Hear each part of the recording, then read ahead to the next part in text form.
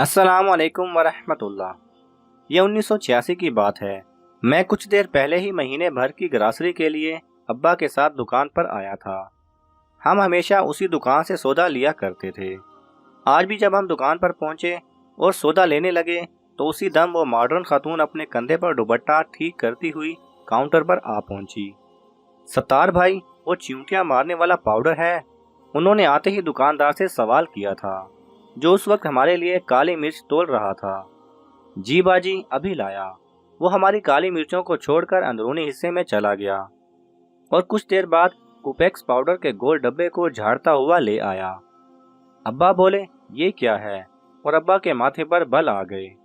अरे शाह साहब, ये बड़ा बेहतरीन पाउडर है चींटियों को मारने के लिए। मिनटों में चींटियों का खात्मा कर देता है और ये इंसानी सेहत के लिए मुज़र भी नहीं। मैं तो अपनी पूरी दुकान में यही इस्तेमाल करता हूँ।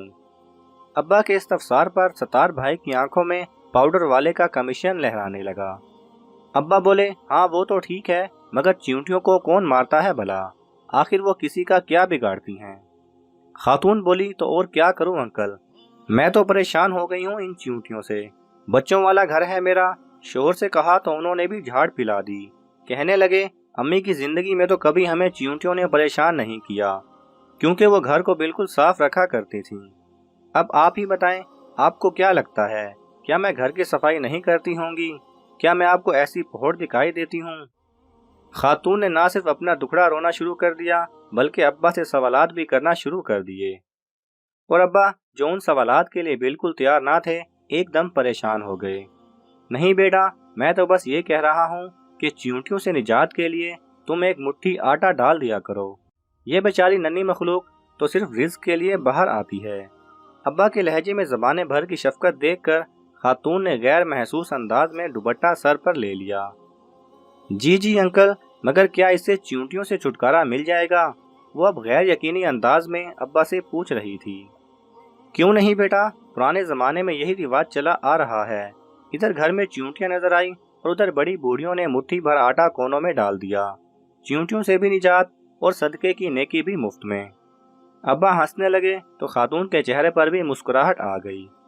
चले, मैं भी फिर आटा ही ट्राई करती हूँ। वो कुछ सोचते हुए कुपेक्स पाउडर वहीं काउंटर पर रखकर वापसी के लिए मुड़ गई और सत्तार भाई ने अब्बा को खुशमगी आंखों से देखते हुए काली मिर्चों को तोलना शुरू कर दिया। अब्बा, तुमने सत्तार भाई की दुकानदारी खराब कर दी। वापसी पर मैंने अब्बा से हंसते हुए कहा।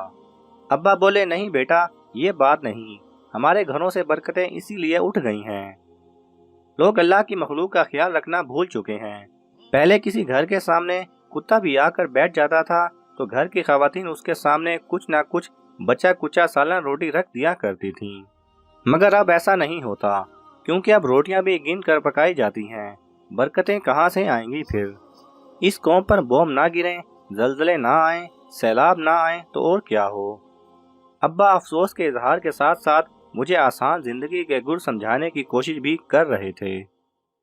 अगर आपको ये वीडियो पसंद आए तो इसे लाइक और शेयर कीजिए। किसी भी किस्म के सवाल और इजहार राय की खातिर कमेंट्स कीजिए और मज़ीद ऐसे दिलचस्प वीडियोस देखने के लिए हमारे चैनल को सब्सक्राइब करें और साथ में बने बेल आइकन पर लाजमी क्लिक करें।